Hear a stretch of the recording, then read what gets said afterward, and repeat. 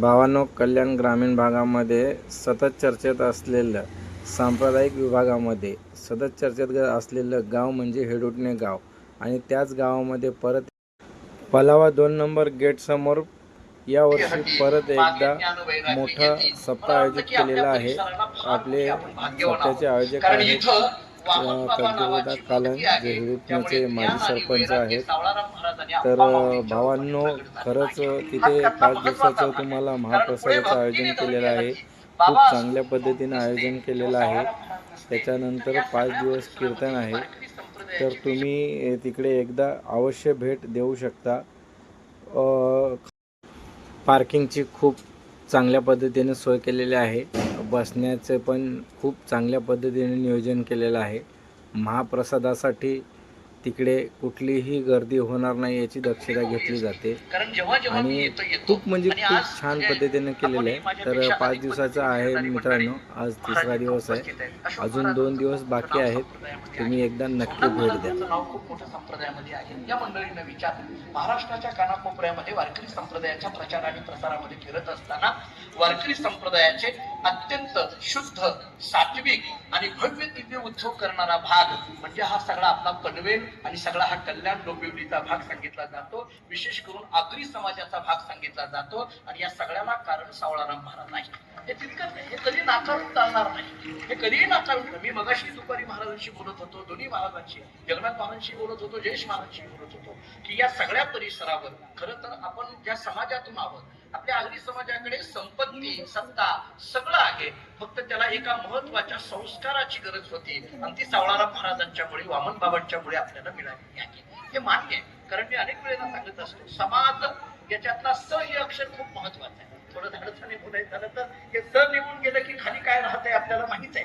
त्यामुळे हे स खूप महत्वाचं आहे.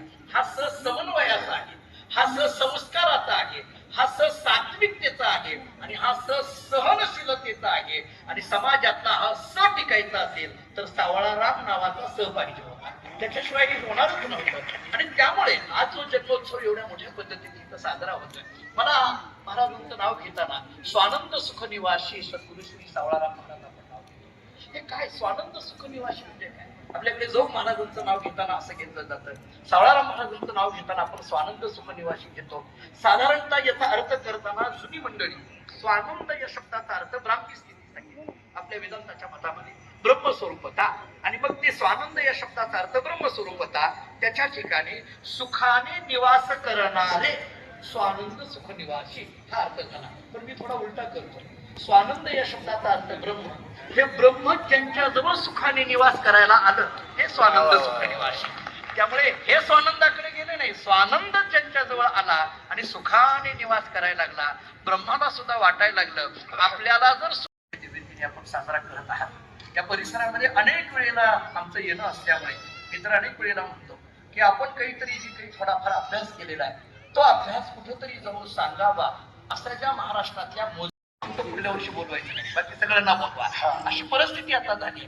अलीकडे चांगला ऐक, जेणेकरून ज्या महात्म्याने आपल्यावर एवढे अनंत उपकार केले त्या महात्म्याच्या या सगळ्या उपकारातून कमीत कमी कृतज्ञता व्यक्त व्हावी या दृष्टीने पुन्हा एकदा या उत्सवामध्ये सहभागी असणाऱ्या सर्वांना अगदी नमस्कार करतो. पांडुरंगाची कृपा चरणी, पांडवजी महाराज बोलले आणि आपल्या सगळ्यांच्या चरणी, सावळाराम महाराजांच्या चरणी, बाबांच्या चरणी, अंबाबाईच्या चरणी, इथं उपस्थित असणाऱ्या सर्वांच्या चरणी सेवा समर्पित करतो.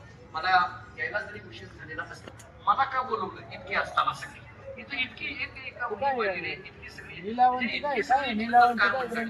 कथा ऐकले बघूया जरा. किती गायक मंडळी, इतकी सगळे वादक मंडळी आणि इतके सगळे गुन्ह्या गोविंदाने राहणं हे काही सोपं आहे का? हे फार महत्वाचं आहे. अलीकडल्या प्रेमाने राहत असते ही नक्कीच महाराजांची कृपा आहे. पुन्हा एकदा महाराजांच्या समस्त होतो झालेली सेवा पांडुरंगाच्या चरणी समर्पित करू.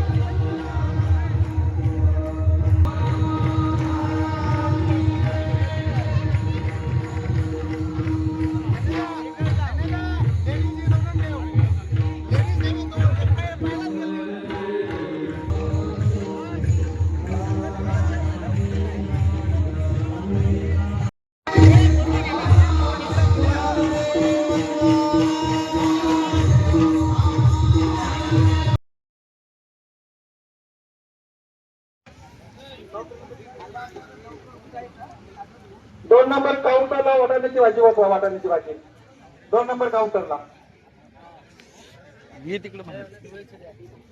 सेवेकरी मंडळी जरा काउंटर पण लक्षात द्या, कुठली भाजी संपली असेल तिकडे ती पुरवावी. पाणी पूर्ण संपत नसेल तर ते आपल्या बाजूच्या भाविकाला द्यायचं आहे, कारण पाणी हेच जीवन आहे. तसेच पिण्याकरिता